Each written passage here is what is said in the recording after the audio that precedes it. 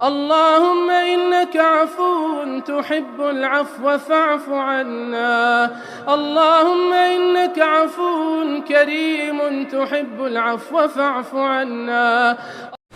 فتنہ غامدیت کے متعلق تھوڑی وضاحت۔ جی بالکل ٹھیک ہے، اس پر ہماری ایک فائل آ چکی ہے، غامدی نظریات کا تحقیقی جائزہ، آپ اس کو مرکز سے منگوا لیں، آپ تک انشاءاللہ آ جائے گی۔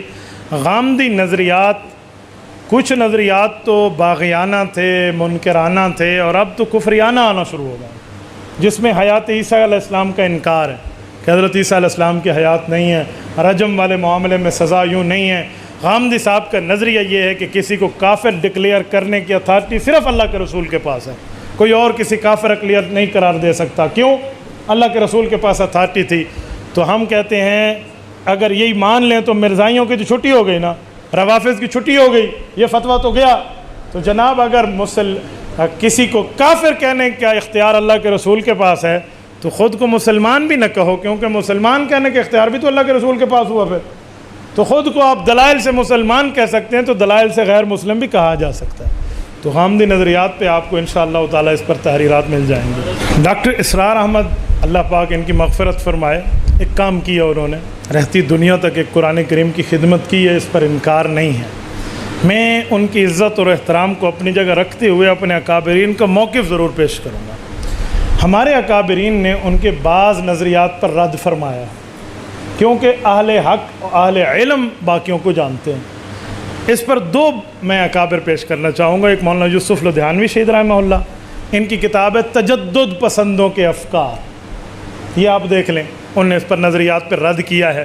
اور اس طرح ڈاکٹر مفتی عبدالواحد صاحب لاہور والے، اللہ ان کی قبر پہ کروڑوں اربوں رحمت نازل فرمائے، انہوں نے بھی ڈاکٹر اسرار کے نظریات اس نام سے جو ایک تحریر لکھی ہے، اسی لیے اس کو بھی مد نظر رکھیں۔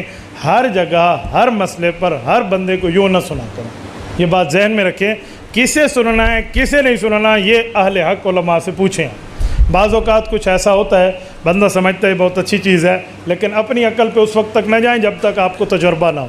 اگر آپ گردے کے مریض ہیں تو آپ کو گولیوں کا پتہ ملے اور اوپر لکھا ہوا ہو دا ٹیبلٹ فار دا کڈنی، تو آپ فوراً انگلش پڑھ کے اس کو کھانا شروع نہیں کریں گے، بلکہ اپنے معالج سے رجوع کریں گے۔ تو اس طرح ایسے کچھ بندوں کی کتابیں، کچھ کلپس مل جائیں تو پہلے اپنے علماء سے رابطہ کریں، ان سے پوچھے بغیر آپ آگے نہ چلیں۔ انجینئر محمد علی مرزا صاحب جو آج کل یوٹیوبر ہیں، ان کے بارے میں بات ذہن میں رکھیں، وہ خود کو مولویوں کے معاملات میں دخل اندازی کرنے والا کہتے ہیں، تو مولوی بن کے آئے، مولویوں کے لیے بات کرے ہم سر آنکھوں پہ۔ انہوں نے آج تک ایک مدرسے میں ایک گھنٹہ بھی نہیں گزارا، کسی عالم دین کے پاس جا کر اس نے کچھ نہیں پڑھا، سیلف اسٹڈی، گھر بیٹھ کے 2 4 5 کتابیں پڑھ لینے کا نام علم نہیں ہے۔ اگر اسے عالم کہتے ہیں آپ، تو پھر گھر بیٹھے کوئی بندہ ڈاکٹر بن جائے تو آپ کل اس سے آپریشن کروا لیں گے؟ اگے آدن اڑسیکھ دو نونجو بھائیوں کو کچھ نہیں آتا، وہ ڈاکٹر نہیں، تو یہ جو اڑسیکھ بیٹھے اسے کیا آتا ہے بھائی؟ صرف اور صرف فتنہ اور فساد پیدا کرتا ہے۔ میں نے انجینئر کی جتنی گفتگو سنی ہے ساری جہالت پر مشتمل ہے۔ وہ کہتے ہیں اللہ کے نام کے بعد قرآن کریم میں سب سے زیادہ جس کا نام آیا ہے وہ شیطان ہے، حالانکہ یہ جھوٹ ہے۔ 70 مرتبہ سے زائد حضرت موسیٰ علیہ السلام کا نام آیا ہوا ہے، شیطان کا تو 40 کے بھی اندر ہے۔ ایسے جھوٹ پلال لوگوں کے سامنے بولنا۔ پھر حضرت تھانوی رحمۃ اللہ علیہ پہ جھوٹ بولا کہ دیوبندیوں کا بڑا مولانا اشرف علی تھانوی اپنے نام کا کلمہ پڑھواتا تھا۔ بھائی دلیل؟ بھئی وہ لا الہ الا اللہ اشرف علی رسول اللہ کہلواتا تھا۔ بہت بڑا کذب ہے، جھوٹ ہے، بات یوں نہیں ہے، بات کچھ اور ہے۔ ایک مرید نے خواب دیکھا، اس کو حضرت نے تسبیحات دیے ہوئے تھے، اس نے پڑھی، گناہوں سے توبہ کی ہے، تو رات کو خواب دیکھا کہ وہ یہ پڑھنا چاہتا ہے، کلمے میں حضرت اشرف علی کا نام آتا ہے۔ تو وہ بیچارہ بہت مجبور ہے، وہ کہتا ہے میں صحیح پڑھتا ہوں، صحیح نہیں پڑھا جاتا، خواب کی بات ہے۔ اور جب خواب سے اٹھتا ہے کیفیت پھر بھی یہی طاری ہوتی ہے، کہتا ہے میں صحیح پڑھنا چاہتا ہوں، میرے منہ سے پھر یہی نکلتا ہے، تو توبہ استغفار کر رہا ہوں کہ اللہ کیا ہو گیا، میں تو یہی پڑھنا چاہ رہا ہوں، پھر پڑھتا ہوں تو نہیں پڑھا جاتا، مجبور ہوں۔ حضرت تھانوی رحمۃ اللہ علیہ کو اس نے لکھا، تو حضرت تھانوی نے فرمایا کہ اللہ کے بندے جو خواب ہوتا ہے نا، تو خواب کا تعلق تعبیر سے ہے، تو جس کے بارے میں آپ نے یوں دیکھا تو اس کا معنی آپ کا شیخ متبع سنت ہے۔ تو بھائی خواب تو تعبیر کے ساتھ تعلق ہے۔ اگر حضرت تھانوی اپنے نام کا کلمہ پڑھوا رہے تھے تو پھر ہر کسی کو پڑھواتے، ہر وقت پڑھواتے، ہر جگہ پڑھواتے۔ کلمہ تو ہر وقت پڑھا جاتا ہے، کوئی ایک وقت تو نہیں ہوتا، تو اس کو کلمہ پڑھوانا نہیں کہتے۔ نمبر 2 رہا یہ بات کہ نیند سے اٹھنے کے بعد اس نے کہا تھا پڑھتا ہوں تو یہ تو خواب نہیں ہے، تو کہتے ہیں حضرت تھانوی کہتے ہیں تجھ سے کوئی گناہ ہوا ہے تو سیکھا کلمہ پڑھ. بھائی کیوں کہتے ہیں؟ وہ تو خود مان رہا ہے کہ حضرت مجھ سے غلط زبان سے ادا ہوتا ہے، اس کا معنی وہ اس کو کلمہ نہیں مانتا، وہ تو خود مان رہا ہے. اس ظالم نے اس کو یہ بنا دیا. بھائی خواب کے معاملات یہ نہیں ہوتے، خواب میں الٹ ہوتی ہے. تعبیر کے علم جاننا ہو تو معبرین سے پوچھو. خواب کے معاملہ کیسے کہتے ہیں؟ میں پنکھا جل رہا ہوں، امام بخاری نے خواب دیکھا رسول اللہ کی ذات اقدس کو، پنکھا جلا جاتا ہے تاکہ اس سے مکھیاں ہٹائیں، رسول اللہ کی ذات اقدس کے تو مکھی قریب نہیں ہے، پھر کیا کہو گے؟ تو معبرین نے تعبیر دی کہ امام بخاری اللہ آپ سے حدیث کی خدمت لے گا. وہی ہوا نہ ہوا.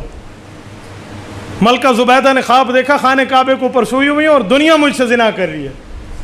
اوے خانہ کعبے کی چھت پہ، تو کہا تو ایسا کام کرے گی تجھ سے حاجی فائدہ یاب ہوں گے. اس نے نہر زبیدہ کھدوائی نا.